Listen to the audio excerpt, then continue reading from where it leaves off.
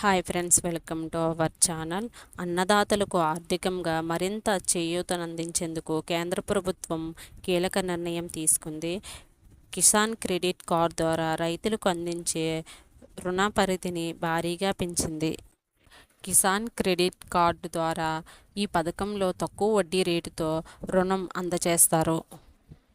రైతులకు 3 లక్షల వరకు సంవత్సరానికి 7% వడ్డీ రుణం అందుతుంది. రైతులు రుణాన్ని గడువులోపు పూర్తిగా చెల్లిస్తే కేంద్ర ప్రభుత్వం అదనంగా 3% వడ్డీ రాయితీ ఇస్తుంది. రైతులు వాస్తవంగా చెల్లించవలసిన వడ్డీ 4%కి తగ్గే అవకాశం ఉంటుంది.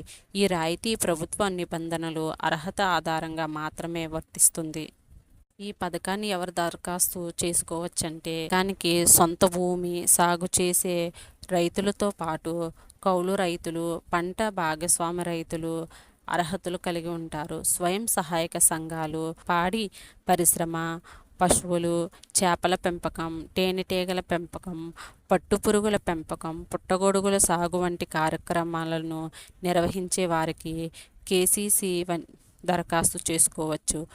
వడ్డీ రాయితీ పొందేందుకు బ్యాంకు ఖాతాకు ఆధార్ అనుసంధానం చేసి ఉండాలి. చిన్న సన్నకారు రైతులకు 10,000 నుండి 50,000 వరకు ప్రత్యేక క్రెడిట్ లిమిటెడ్ ఉండవచ్చు.